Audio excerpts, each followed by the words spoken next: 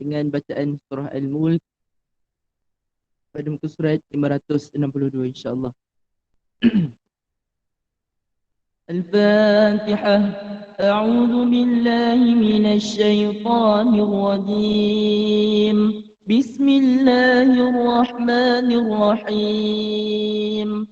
Alhamdulillahi rabbil alamin. Ar-Rahmanir Rahim.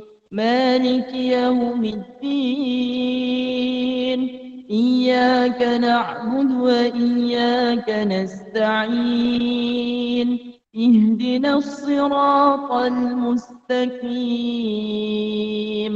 صراط الذين أنعمت عليهم غير المغضوب عليهم ولا الضالين.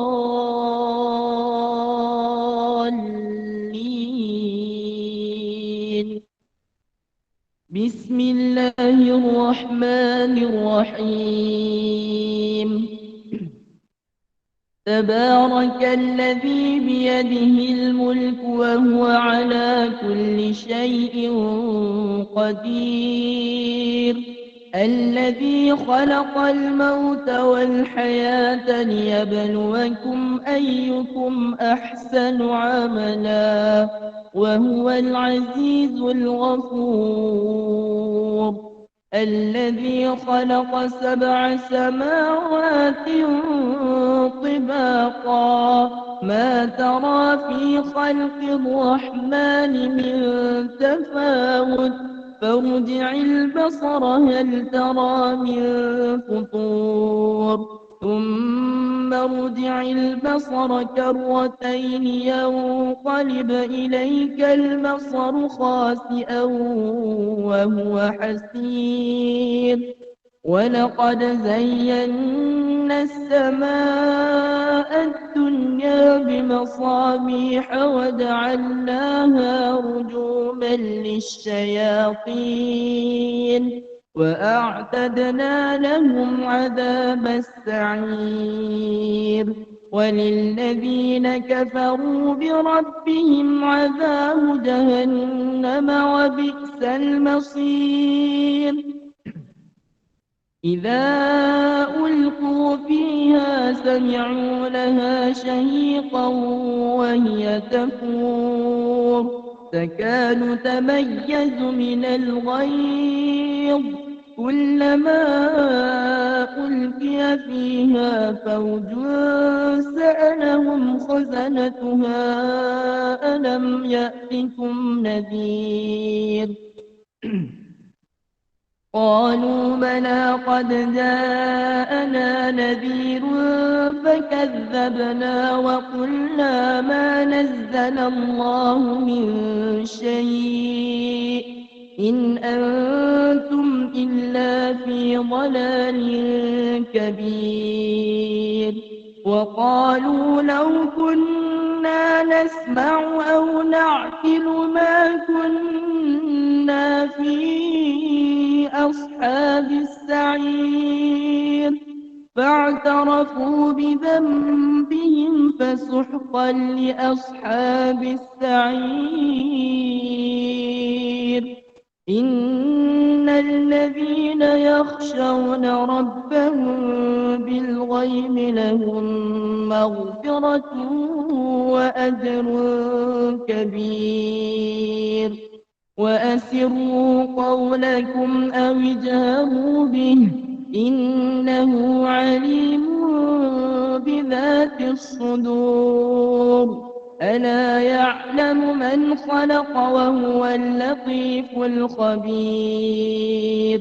هو الذي جعل لكم الأرض ذلولا فامشوا في مناكبها وكلوا من رزقه وإليه النشور. أأمنتم من في السماء أن يخسف بكم الأرض فإذا هي تمور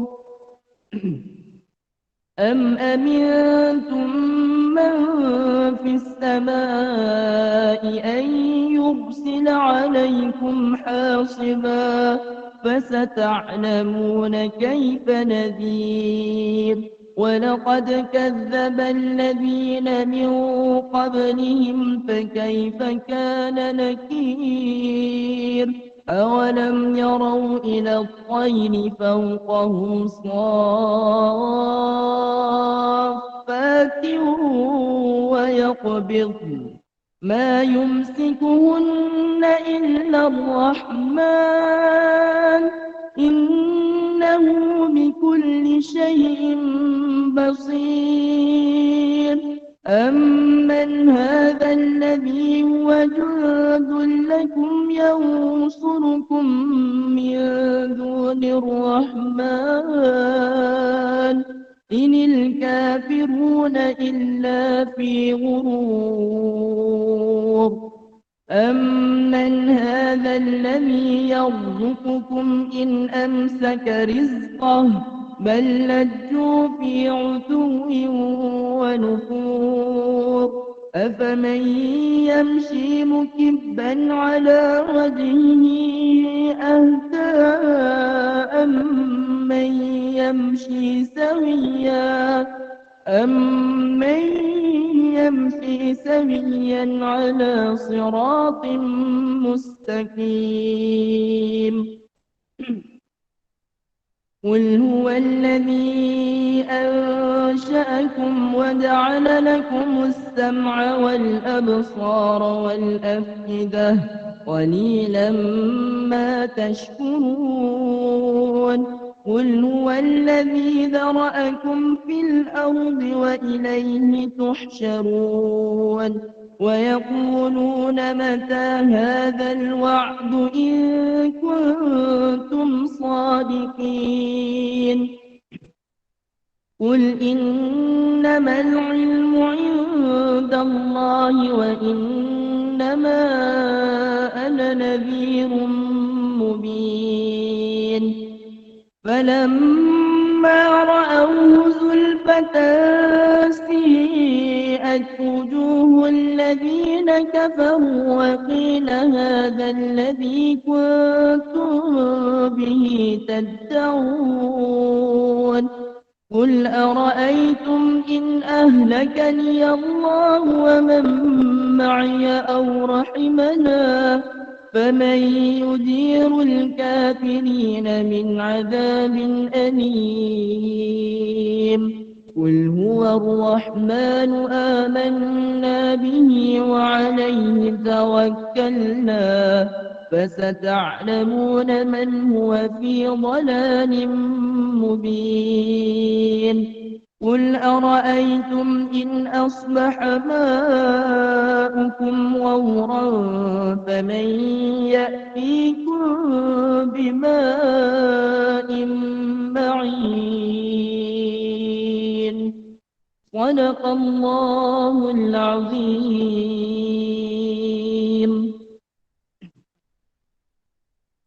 وقال ربكم ادعوني أستجب لكم أعوذ بالله من الشيطان الرجيم بسم الله الرحمن الرحيم الحمد لله رب العالمين والصلاة والسلام على أشرف الأنبياء والمرسلين وعلى آله وصحبه أجمعين يا الله يا Tuhan kami ampunilah dosa kami ya Allah dosa kedua ibu bapa kami ya Allah ahli keluarga kami ya Allah dan seluruh muslimin dan juga muslimat ya Allah ya Tuhan kami kau berkatilah majlis kami pada malam ini ya Allah ya Tuhan kami kau kurniakanlah ilmu yang bermanfaat buat kami pada malam ini ya Allah ilmu yang kami dapat sebarkan buat manusia lain ya Allah ya Tuhan kami terimalah doa kami ini ya Allah ya Tuhan kami kurniakanlah kepada kami kesihatan ya Allah ya Tuhan kami kurniakanlah kepada kami kefahaman agama yang tinggi ya Allah ya Tuhan kami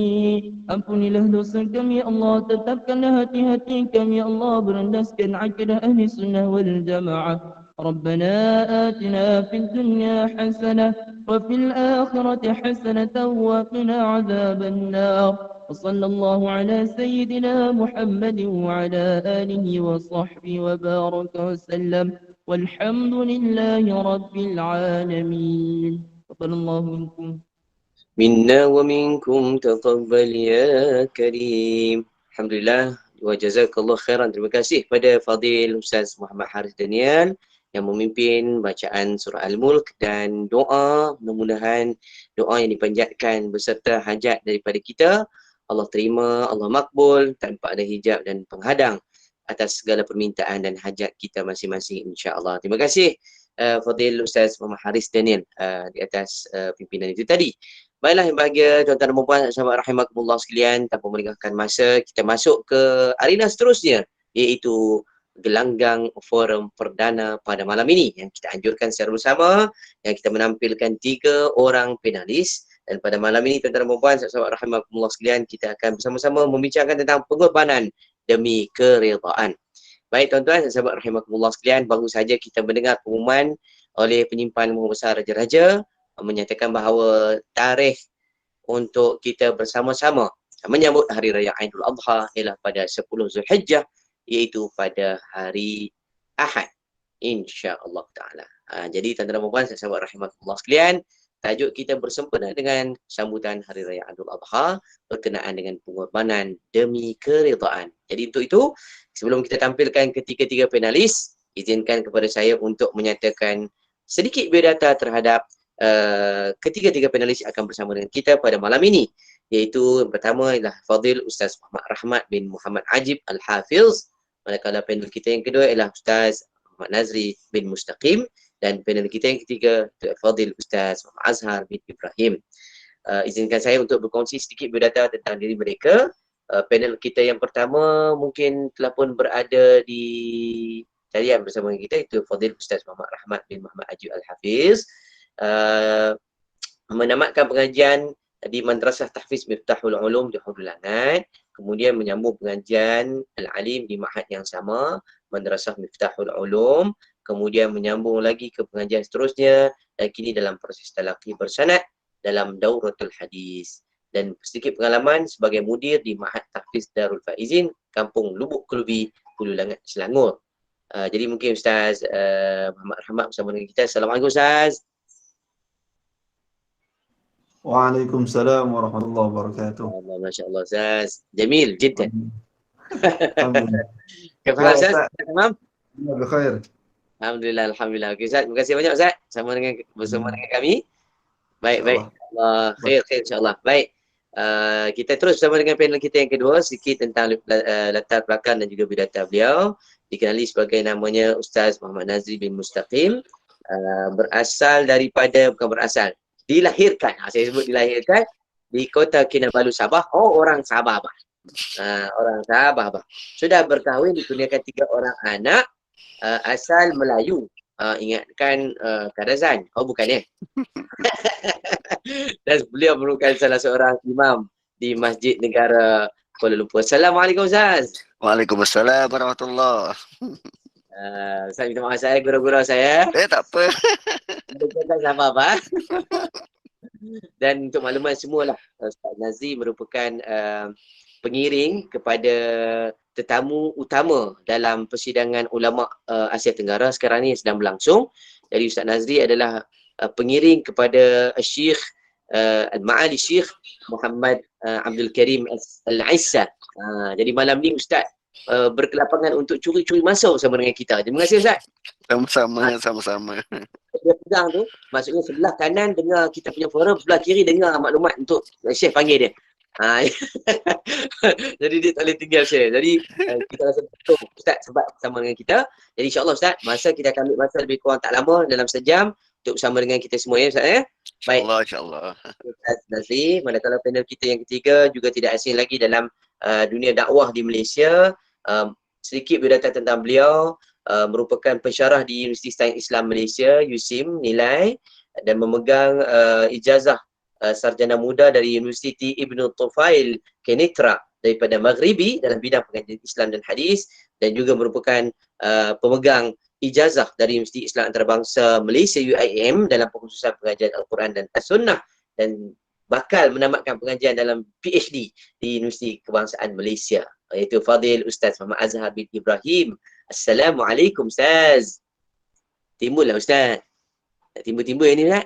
Waalaikumsalam warahmatullahi wabarakatuh. Ada. Sihat Ustaz? Ya, sihat alhamdulillah. Allahu Akbar. Comel Ustaz malam ni. Lain macam Ada. Okey. Ada. Cerah lagi okeylah. Okey, alhamdulillah Ustaz. Terima kasih Ustaz. Ya, Sini sama-sama. Baik insya-Allah. Baik, tuan-tuan dan sahabat rahimakumullah sekalian, untuk makluman malam ini kita hanya ada 2 pusingan sahaja. 2 pusingan forum. Jadi tuan-tuan dan puan-puan boleh bersama dengan kami. Mungkin ada yang nak memberi pandangan dan juga mungkin ada lontaran soalan. Pada pusingan kedua insya-Allah segala bentuk persoalan yang tuan-tuan ajukan insya-Allah bakal dijawab dan dikongsikan bersama dengan kita oleh panel-panel kita pada malam ini. Sebagai mukadimah, tuan-tuan dan puan-puan sahabat rahimakumullah sekalian, ayuh sama dengan kita insya-Allah Fadil Ustaz Muhammad. Mungkin Ustaz boleh mulakan gelanggang kita ini dengan memberikan sedikit definisi tentang korban, ya, yang kita selalu sebut korban tu apa maksud korban, dan dalil pensyariatan kepada umat Islam daripada dulu sampai hari ni yang kita pegang. Fadil masykur. Jadi alhamdulillah. Dengar suara saya dah? Alhamdulillah, dengar Ustaz. InsyaAllah. Ya. Baik, alhamdulillah yang saya hormati Ustaz Nabil dan semua panel-panel yang lain yang jauh lebih hebat. Malu saya nak orang muda duduk dengan hebat-hebat ni, orang jadi insya-Allah. Jadi Allahumma salli ala Muhammad sallallahu alaihi Muhammad. Jadi persoalan dia tanya tadi berkenaan dengan ta'rif korban. Ta'rif korban. Tapi sebenarnya perkataan korban tu sendiri sering pakai oleh kita. Belah Nusantara biasa panggil korban. Tapi orang Arab panggil udhiyah dengan dhammah hamzah. Udhiyah. Udhiyah. Jadi al-udhiyah dalam ta'rif kitab Fathul Qarib karena Imam Ibn Qasim Al-Ghazi, al-udhiyah ma yadhbahuhu al-muslimu min al-hayawanat fi ayyam al-'aid al-adha wa hiya min sya'air al-Islam al-mashru'ah allati ajma'a 'alayha al-muslim. Satu sembelihan yang dilaksanakan oleh orang Islam. Memang tak jadi definisi korban. Udhiyah itu kalau kata panggil mutusami ke, duk potong tapi dengan bismillah, walaupun dia baca bismillah tapi kalau dia bukan Islam tak jadi apa. Udhiyah. Jadi bila dia sembelihan yang dilaksanakan oleh orang Islam pertama sekali minal hayawan, dan sembelihan tu pula sembelihan haiwan yang cukup syarat dia. Haiwan yang baik, nanti kita akan bahaskan berkenaan tu. Haiwan yang kena syarat dia, bukan main pukul rata buat korban apa tahun ni, adalah buat ayam katik sikit, ayam Turki, tak ada. Dia ada syarat-syarat haiwan yang boleh kita. Jadi itu kita bahaskan kemudian fi ayyam, dan perkara tersebut dilaksanakan pada hari Aidul Adha. Hari raya haji. Bahasa kita panggil hari raya haji lah. Wahia min sya'air Islam, dan dialah di antara syiar-syiar Islam yang disyariatkan kita, seperti mana soalan tadi, dalil pensyariatan dia al-masyru'at allati ajma'a 'alaiha al-muslim, yang disyariatkan kepada kesekalian orang Islam. Tapi ada kait dia lagi, bukan semua orang Islam wajib ataupun bukan wajib, sunat muakkad untuk melaksanakan korban. So dalil pensyariatan dia adalah pada surah Al-Kautsar, surah yang pendek dalam Al-Quran, muka surat 602,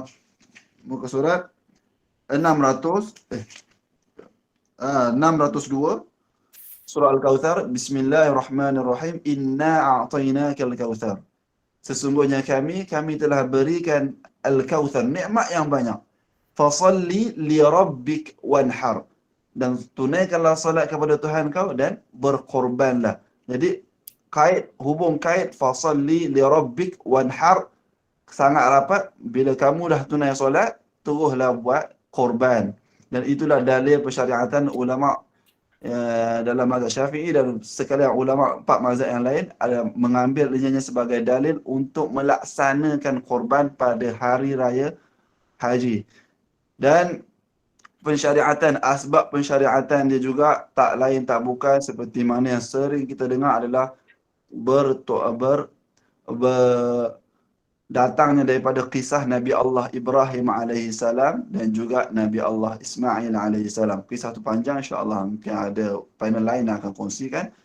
Jadi sekali itu sedikit sebanyak berkenaan dengan udhiyah. Kemudian kalau orang tanya bab kurban, apa makna kurban pula Ustaz? Kurban ni diambil daripada perkataan Arab qarib. Qariba yaqrubu qurbanan, bermakna kalau kita panggil kawan kita, kawan karib ataupun kaum kerabat, perasan tak perkataan itu qaf ra ba, menggunakan asal perkataan yang sama, qaf ra ba, dekat. Jadi bila kita buat korban, maknanya kita nak menghampirkan diri kita dengan Allah Ta'ala, nak dekatkan diri kita dengan Allah. Sebab tu tajuk kita pada malam ini, pengorbanan demi keredaan. Kita nak korbankan segala apa dalam diri kita dari segi harta kita, masa kita. Innallaha ashtara minal mu'minina anfusahum wa amwalahum bi anna lahumul jannah. Allah Ta'ala dah beli dah masa kita, harta kita, harta diri masa kita. Tinggal kita nak bayar balik, nak korban pada Allah Ta'ala je. Bila kita laksanakan korban, bermakna kita nak menghampirkan diri kita dengan Allah Ta'ala. Jadi saya rasa cukuplah sekali itu. Sekian definisi makna daripada korban dan makna daripada Hari Raya Aidil Adha, Udhiyah. Wallahu a'lam. Alhamdulillah, jazakallah khairah. Terima kasih Ustaz Muhammad Rahmat. Penjelasan awal berkenaan dengan maksud korban dan definisi korban dari sudut mungkin istilah dan lughatan. Yang paling cantiknya ialah bila sebut tentang korba, kita sebut korban. Bahasa kita, tak korban.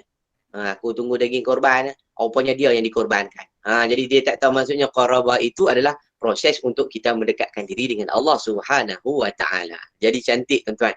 Ni kita masing-masing ni dalam proses nak dekatkan diri kita dengan Allah Subhanahu wa Ta'ala. Jadi untuk menambah cerita tentang korban ini, Fadil Ustaz Nazri, kita nak minta pandangan pula berkenaan dengan orang selalu sebut kisah korban ini kaitannya tentang pengorbanan Nabi Allah Ibrahim dengan Nabi Allah Ismail, anak dan juga ayah.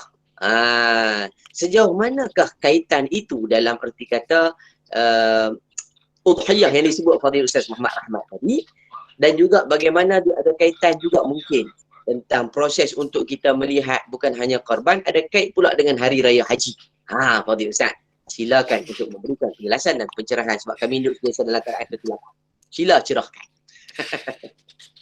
A'udzubillahi minasyaitonirrajim. Bismillahirrahmanirrahim. Assalamualaikum warahmatullahi wabarakatuh. Terima kasih Ustaz Nabil, terima kasih Ustaz Rahmat. Dr. Muhammad Azhar, bakal PhD, Dr. Muhammad Azhar. Tuan-tuan dan puan-puan yang dirahmati Allah Subhanahu wa Ta'ala. Bila disebut tentang korban, dia berkait rapat dengan Nabi Allah Ibrahim dan anaknya, Nabi Allah Ismail. Cumanya perlu diingat bahawa kisah ini kita berkongsi dengan agama terdahulu. Maksudnya kita berkongsi dengan empunya pemilik kitab-kitab terdahulu. Contohnya Injil dan terutamanya Taurat. Dan pemilik Taurat ini, bangsa Bani Israel, mereka memiliki versi cerita yang berbeza. Bagi mereka bukan Nabi Ismail yang dikorbankan, tetapi Nabi Ishak. Namun apapun, kerana yang kita rujuk ini adalah Quran dan dalam Quran sendiri dia tidak stated nama itu secara jelas, tapi kita dapat fahami bahawa anak yang dikorbankan itu adalah anak yang pertama, dan kita tahu bahawa anak yang pertama ialah Nabi Ismail alaihi salam. Kerana selepas daripada itu asbab Nabi Ibrahim begitu patuh dan taat perintah Allah dengan dia mengorbankan anak dia ini, maka Allah Subhanahu wa Ta'ala mengurniakan kepada baginda, bukan sahaja kepada anak baginda itu kenabian, tetapi beberapa perkara yang besar ataupun beberapa benda, antaranya ialah wa basyarnahu bi ishaqa nabiyyam minas salihin. Allah bukan sahaja mendatangkan berita tentang masa depan kepada Nabi Ibrahim, tetapi Allah stated bahawa kami beri dia berita gembira, dia bakal dapat anak seorang lagi, Ishak namanya, dan anak itu dapat jadi Nabi. Anak itu status Nabi dan anak itu menjadi anak yang soleh. Tuan-puan, kalau ada mufti kerajaan yang datang rumah kita, kita baru saja melahirkan anak dan mufti itu kata, ini ni bakal mufti ni, bakal jadi anak soleh. Apa kita rasa? Dan Nabi Ibrahim sudah dapat berita gembira itu selepas peristiwa baginda mengorbankan anak kesayangan. Okey, jom kita tengok apa yang Nabi Ibrahim buat dan bagaimana sebenarnya usaha yang tidak sedikit ditunjukkan dari Nabi Ibrahim supaya kita dapat belajar sesuatu tentang korban. Pertamanya pada ayat 101 surah Safat ayat 101, Allah Subhanahu wa taala nyatakan secara jelas bahawa fabasyarnahu, kami beri dia berita gembira bahawa ia akan peroleh, fabasyarnahu bighulamin halim, dia akan dapat, Nabi Ibrahim bakal dapat anak yang halim, anak yang lemah lembut, anak yang penyabar, anak yang kalau bahasa modennya itu sebagai anak yang penuh dengan tata susila. Kalau Jawa kata tata kromo. Anak yang begitu berprotokol, halim ni lembut, halim ni gemalai, halim ni penuh sopan santun. Kalau dalam rukun negara kita dekat hujung tu kesopanan dan kesusilaan. Halim ini meliputi itu. Dan itu adalah impian seluruh mak bapak di dunia ni. Nakkan anak yang begitu sopan dan susila. Dan itu janji Allah kepada Nabi Ibrahim. Itu bentuk berita gembiranya. Kerana selama ini Nabi Ibrahim bersabar. Nabi Ibrahim bersabar setelah umur 80 tahun bernikah, berkahwin dengan Sarah, tak dapat anak. Dan kalau baginda berkahwin dengan Hajar, selepas itu dikurniakan anak yang namanya Ismail ini. Dan dalam itu Nabi Ibrahim tidak pernah lupa berdoa, tidak pernah tinggal berdoa. Nabi Ibrahim sentiasa berdoa dalam bentuk Rabbi habli minas salihin. Wahai Tuhanku, kurniakan kepadaku anak yang dalam kategori orang-orang saleh. Dia bukan sekadar minta anak saleh, tetapi dia nak anak yang dalam komuniti orang saleh. Itu berbeza. Itu berbeza, minas salihin.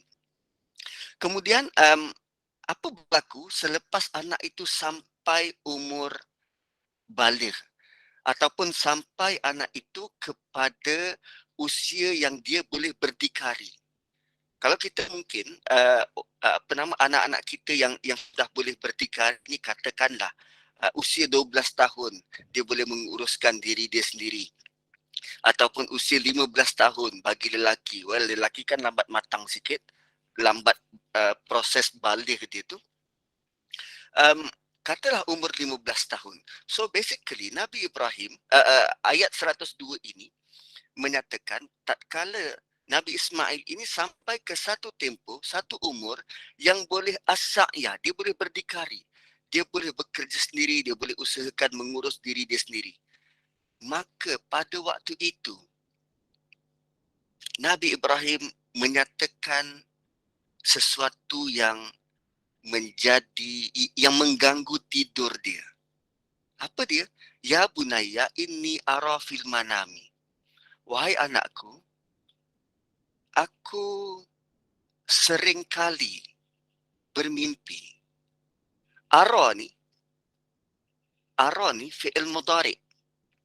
Dan fi'il mudhari dia punya sifat adalah continuous.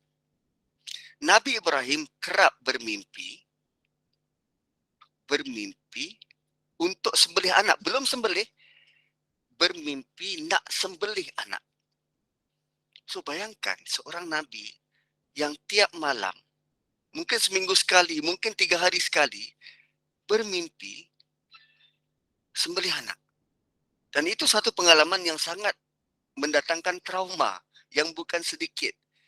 Tapi Nabi Ibrahim pun begitu, memilih masa yang sesuai untuk bercakap dengan anak sehingga anaknya benar-benar cukup matang ataupun sampai umur yang sesuai. So, pertamanya sebelum dia korbankan anak, Nabi Ibrahim terlebih dahulu mengorbankan emosinya itu. Mengorbankan kesusahan diri dia. Mengorbankan kebesarannya yang dipegang selama ini sebelum dia benar bercerita dengan anak dia. Malah cara Nabi Ibrahim address anak dia, ya bunaya, wahai anakku, aku sayang padamu. Tuan-puan, katakanlah Nabi Ismail pada waktu itu berusia sekitar 13-15 tahun. Dan tadi kita katakan bahawa Nabi Ibrahim dapat anak yang soleh, yang halim ini pada usia 80 tahun. So selepas 15 tahun, Nabi Ibrahim pada usia 95 tahun. Dan sekarang ini, kita bakal membaca, kita bakal lalui perbualan antara bapa usia 95 dengan anak remaja usia 15 tahun. Pertama ni dari sudut gap generasi yang begitu jauh. Well, beza 80 tahun kot. 15 dan 95. Dan sekarang bapa yang usia 95 ini tetap down to earth, menunjukkan rasa kasih dan sayang, menyatakan rasa cinta dan penuh prihatin terhadap si anak. Ini ni benda yang para bapa perlu korbankan bila berhadapan dengan anak. Apa dia? Kita bapa ni, kita ada rasa kuasa prerogatif. Kan? Kuasa mutlak. Aku bapa kot. Anak perlu ikut cakap aku. Kan? Bapa kan dirasa berkuasa. Tapi Nabi Ibrahim tidak begitu. Dia korbankan itu semua. Tadi dia korbankan terganggu malam. Sekarang ni dikorbankan gap generasi, ego seorang ayah untuk bercakap dengan penuh lemah lembut kepada anak. Dan dalam ayat ini, pernyataan yang sangat pelik dan yang perlu kita lihat adalah fanzur maza tara. Apa pandanganmu? Apa pandanganmu terhadap apa yang aku mimpi ini untuk sembelih engkau? Tuan-puan, mimpi seorang Nabi adalah wahyu. Dan wahyu wajib dilaksanakan. Dan wahyu pada level tiada sebarang tolak ansur. Wahyu ni tak ada tolak ansur. Tapi Nabi Ibrahim pertamanya dirapatkan jurang antara bapa dan anak. Yang keduanya, baginda masih memberi ruang dan peluang nak dengar apa pendapat anak dia. Which is benda ni sangat besar. Kita kadang seorang bapa mengarahkan anak. Sekarang dah maghrib, kenapa tak tutup TV? Kan? Surah nak sembahyang ni, sekarang ni dah maghrib, kenapa tak tutup TV? Kenapa masih lagi macam ni? Kenapa tak faham-faham? Kan lebih molek kalau kita berhadapan dengan anak, okey, baru balik sekolah, Daddy faham, kita semua penat, dan korang nak ambil masa untuk berehat bentar. So, sekarang ni jam 7.30 dah masuk maghrib. Rasa-rasa pukul berapa? Pukul berapa nak mula bersihkan diri, nak nak sembahyang maghrib bersama. Kita cuba berbincang supaya capai kata putus. Supaya kita boleh bersetuju untuk melaksanakan benda itu secara bersama. Itu lebih baik dan lebih molek, dan itulah apa yang Nabi Ibrahim cuba buat. Apa dia? Mencapai persetujuan bersama antara orang yang berkuasa dengan orang yang kalau dia tak patuh, dia jadi anak derhaka.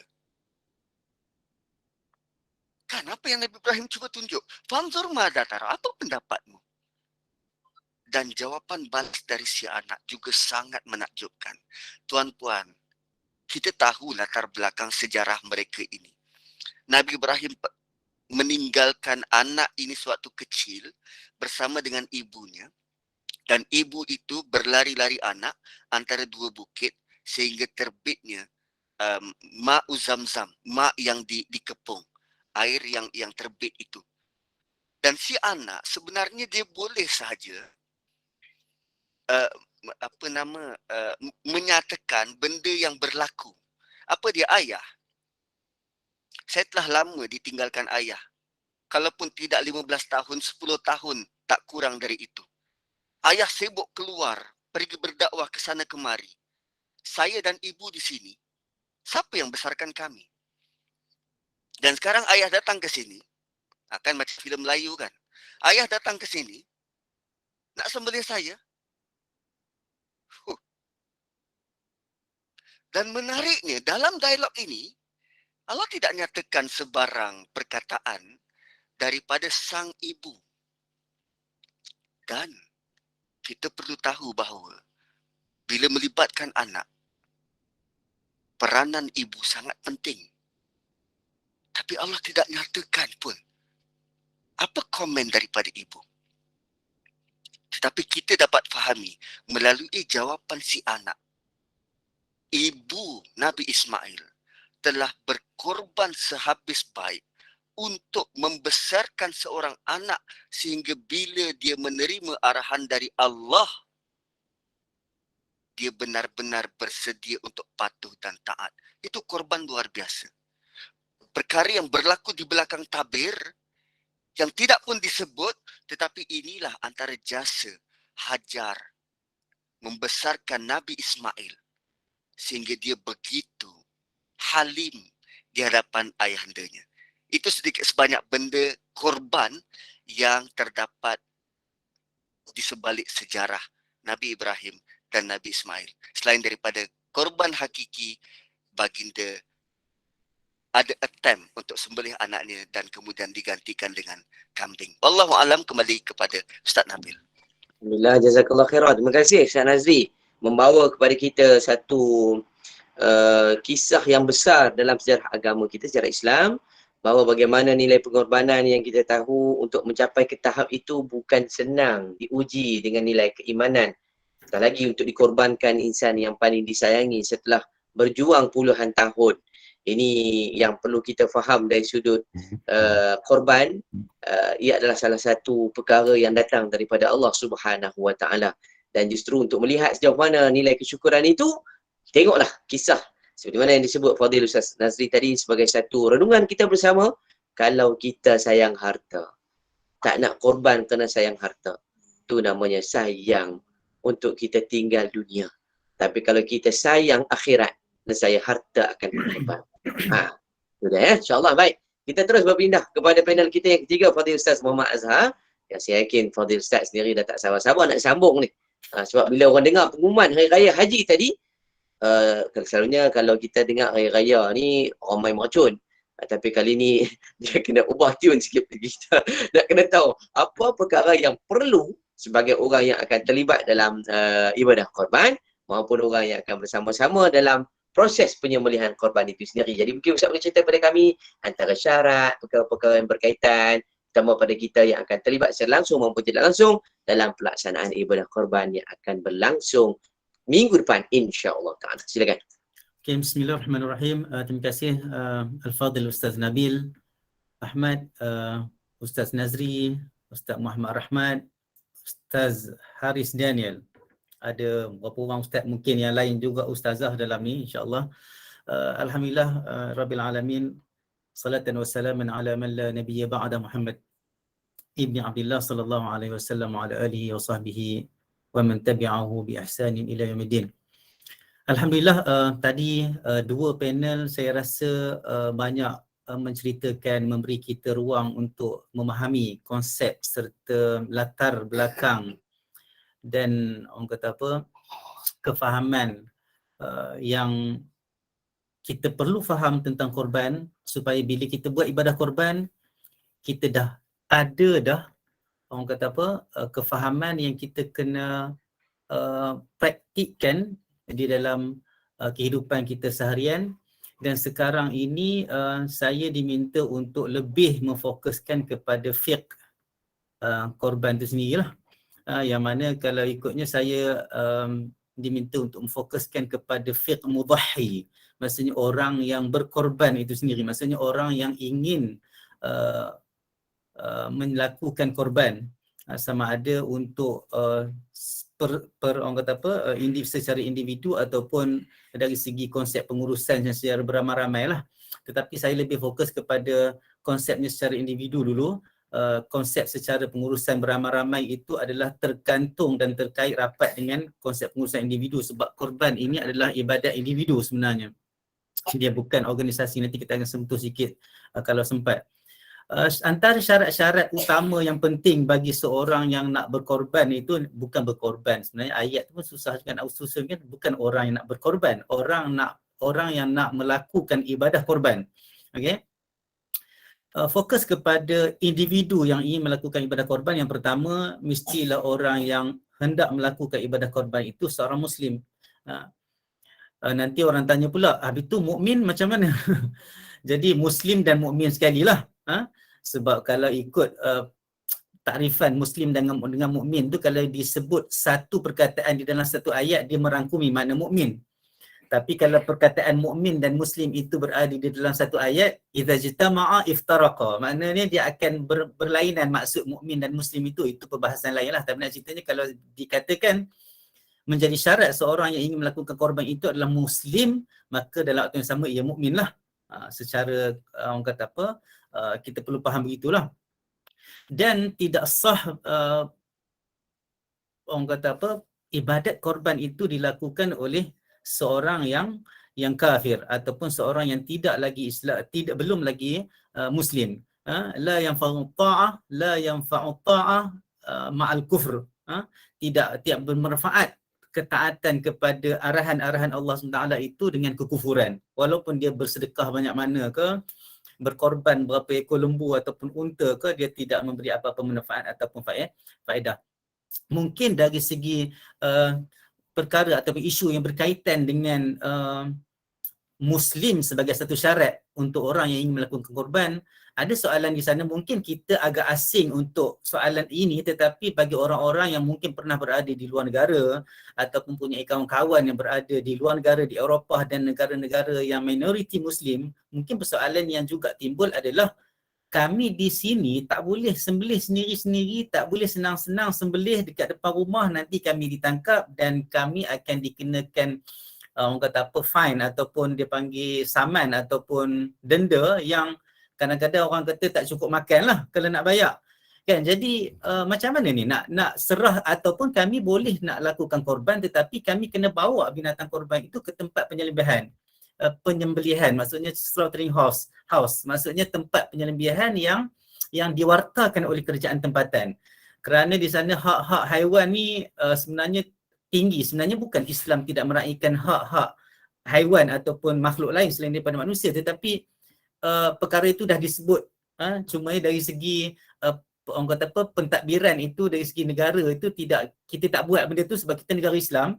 Dan semua orang siapa nak sembelih ayam ke lembu kambing ke depan rumah ke belakang rumah ke, asalkan tak kacau harta benda orang, dia kira okey. Tapi dekat sana tak boleh. Kalau ada orang report memang kena. So persoalannya, adakah boleh diwakilkan kepada orang yang bukan Islam, belum lagi Muslim, dekat pusat penyembelihan untuk menyembelih haiwan korban? Itu persoalannya. Jadi di antara jawapan-jawapan para ulama adalah kebanyakannya cuba untuk menyatakan bahawa pertama adalah mewakilkan orang untuk melakukan korban adalah ijma'. Maksudnya ulama bersepakat bahawa boleh mewakilkan untuk orang lain di negara Islam, walaupun bukan di negara orang yang ingin melakukan korban itu, contohnya dia duduk dekat UK, contohnya dia duduk dekat Sweden, contohnya, dia orang Malaysia ataupun orang Indonesia ataupun orang Yaman ataupun orang mana-mana negara Islam, dia minta wakilkan kepada orang yang berada di negara dia, negara asal dia. Itu ijma'. Walaupun di sana ada pendapat ulama yang mengatakan bahawa boleh sebenarnya, tapi ma'al karahah ataupun dengan orang kata makruh lah, makruh. Ada juga boleh jadi kalau seorang Muslim yang duduk dekat negara orang yang minoriti Muslim, dia mungkin sebatang kara, tak ada kenalan dekat negara asal ataupun negara-negara Islam yang lain, itu yang mungkin boleh pergi kepada pendapat yang lemah sikit tu, maksudnya ma'al karaha, maksudnya boleh lah. Tapi al-khuruj minal khilaf ya aula, maksudnya keluar daripada khilaf itu lebih baik. Maksudnya kalau kita boleh untuk mewakilkan orang lain untuk melakukan korban, maka itu lebih baik. Walau bagaimanapun, kalau tak dapat nak lakukan perkara tersebut, kaedah fiqh dah sebut, idza dhaqal amr ittasa'. Bila satu perkara tu jadi sempit, tak boleh nak buat, maksudnya boleh untuk diteruskan dengan cara yang sedikit lain, tetapi masih lagi dalam ruang lingkup perbahasan para ulama yang dipersetujui lah. Ada dalil-dalil ijtihad para ulama. Lepas tu pergi kepada perkara yang berkaitan dengan syarat yang kedua, iaitu mestilah orang yang ingin melakukan korban itu ada niat. Ada niat, maksudnya dia kena berniat lah masa nak korban tu. Mungkin ada orang dia berniat nak korban ni 9 Zulhijjah, baru sikit lagi, aku nak korban lah esok, boleh tak? Boleh je, tak ada masalah. Sebab niat itu penting, sebab ramai je orang sembelih. Even orang sembelih unta pun, lembu pun, tapi bukan untuk niat korban, mungkin niat akikah ataupun niat nazar, atau niat saja-saja nak bagi orang makan, ataupun niat-niat lain yang mungkin kita tak tahu apa di sebalik niat-niat tersebut. Tetapi yang pentingnya, setiap orang yang ingin melakukan korban mestilah berniat bahawa dia berkorban kerana Allah Azza wa Jalla, dan ia orang kata apa, selari dengan arahan Nabi Muhammad sallallahu alaihi wasallam, innamal a'malu binniyat, yang mana kita selalu dengar bahawa setiap amalan itu kena dengan niat. Kalau tak ada niat korban, maka sembelihan itu dia akan jadi sedekah biasa, ataupun dia jadi satu orang kenyang makan daging itulah. Itu sebab pentingnya niat dalam amalan ibadat agama kita. Yang ketiga, ayyakunal mudahhi hurran laisa 'abdan. Maksudnya orang yang berkorban ini mestilah orang kata apa, orang yang merdeka, bukan hamba. Cumanya adakah, orang tanya adakah boleh hamba berkorban, tapi maksudnya dalam orang kata apa, riwayat-riwayat yang datang kepada kita tidak disebut tentang berlakunya korban di kalangan para hamba. Maksudnya secara istikhraj atau istinbat hukumnya, maksudnya yang melakukan ibadat korban adalah orang Muslim yang merdeka. Yang keempat, ayyakun al-mudahhi balighan, wa hadha syart ta'addadat fihi aqwalul fuqaha. Maksudnya mestilah mudahhi ataupun orang yang ingin melakukan korban itu baligh. Baligh maksudnya cukup umur. Cukup umur, kalau kita sekarang ni, kalau kat Malaysia, kalau orang perempuan boleh kita katakan dari 9 hingga 15 tahun, tapi kalau orang budak lelaki kebiasaannya 15 tahun lah, biasanya 15 tahun. Walaupun begitu, di sana ada pendapat para ulama yang mengatakan boleh sebenarnya. Faqal al-Hanafiyah, contohnya dalam mazhab Hanafi. Dalam mazhab Hanafi, bukan Imam Hanafi yang kata, tapi dalam mazhab Hanafi dan dalam mazhab Maliki, digalakkan ataupun disunatkan melakukan korban walaupun dari harta ataupun orang kata apa, kepunyaan orang budak kecil yang belum lagi baligh. Tapi kalau ikut pendapat Imam, maksudnya pendapat dalam mazhab Syafi'i dan dalam mazhab Ahmad bin Hanbali, mereka kata tidak disunatkan untuk berkorban kecuali orang kata apa, pada harta anak-anak yang kecil belum baligh, kecuali orang kata apa, ibadah korban ini dilakukan untuk orang-orang yang dah capai umur baligh. Yang kelima, syarat yang kelima adalah mestilah ayyakunal mudahhi lahu mal yudahhi minhu. Maksudnya mestilah ada orang yang nak melakukan ibadah korban tu mesti ada harta lah, mesti memiliki, mesti mampu. Maksudnya dia bukan ambil wang ataupun dia mengorbankan dia punya daruriyat dalam hidup dia. Dia tidak mengorbankan daruriyat dalam hidup dia. Maksudnya dia tidak mengorbankan dan dia tidak melepaskan perkara-perkara penting yang sepatutnya ada untuk kelangsungan hidup dia sebagai seorang Muslim, mungkin kehidupan dia sebagai seorang yang menjadi ketua keluarga dan sebagainya. Saya teringat masa saya belajar di sana dulu, dia dekat sana, dekat Morocco ni dah sampai jadi seolah-olah macam satu tradisi. Semua keluarga kena ada korban. Kalau tak korban, kalau tidak melakukan korban, itu dia jadi macam satu yang aib, satu yang memalukan. Sehingga ada di kalangan mereka sanggup jual motor, jual peti ais untuk membeli seekor kambing. Perkara ni kita tak bercakap kosong sebab para ulama, para khatib pun naik ke atas mimbar kadang-kadang terpaksa cakap tahun ini orang-orang kaya, dia kata boleh untuk tidak berkorban. Kerana ingin menunjukkan bahawa korban itu bukan hukumnya wajib tetapi hukumnya sunat muakkad. Jangan sampai kita melepaskan ataupun orang kata apa, menghilangkan dan mengorbankan perkara-perkara yang kita kena jaga dalam kehidupan untuk meneruskan kelangsungan kehidupan kita. Itu sebab kita tak pelik kalau ulama-ulama dalam mazhab Maliki ni berpendapat dan kita nampak macam beraninya cakap dan menghalang ataupun menasihatkan supaya tidak berlaku korban dalam tahun itu bagi orang-orang yang kaya, hanya sekadar untuk membuang kepercayaan dan iktiqad masyarakat bahawa perkara itu wajib. Sedangkan korban itu sunat. Itu sebab kalau kita tengok, kalau kita belajar dalam mazhab Maliki, fiqh muqaran, Imam Malik pernah berfatwa bahawa puasa sunat 6 itu makruh. Pada ketika itu dia bukan hukum dan dia bukan fatwa yang berterusan. Dia fatwa yang tergantung kepada keadaan masyarakat yang melihat bahawa puasa sunat itu seolah-olah macam puasa sunat bulan Syawal itu, 6 hari dalam bulan Syawal itu seolah-olah macam dah jadi wajib. Jadi Imam Malik melihat kalau orang beriktikad bahawa puasa sunat dalam bulan Syawal itu wajib, itu adalah satu benda yang salah. Maka dia perlu beristihad supaya iktikad yang sebegini tidak berlaku dalam kalangan orang Islam. Maka mestilah seorang yang ingin melakukan korban itu memiliki harta. Maksudnya mesti ada sedikit lebihan harta untuk dia melakukan korban. Kalau dia terpaksa mengorbankan perkara yang hajiat, contohnya okey ada baju kurung ada dah 15 lay, jual sebagai baju bandel, contohnya 7 lay dapat beli kambing, contohnya kan, beli baju sutra ke apa, mungkin harganya tinggi, yang tu tak ada masalah, itu termasuk dalam hajiat, itu bukan daruriyat. Tapi kalau dah jual motor, jual kereta, jual mesin basuh, esok bini nak letak baju, tak ada dah mesin basuh, kenapa abang beli kambing, esok kita nak korban, maka itu bukan satu ajaran Islam. Maka kemampuan itu ada tahapnya, kemampuan itu ditakdirkan dengan kadar yang sebaiknya mengikut orang kata apa, kesederhanaan dalam Islam itu sendiri. Maka harta untuk kita ambil beli binatang untuk kita korbankan itu perlulah orang kata apa, harta yang halal. Binatang itu tidak boleh dicuri, jual beli mestilah melalui akad yang sah. Maka Nabi kata dalam satu hadis, innallaha tayyibun la yaqbalu illa tayyiba.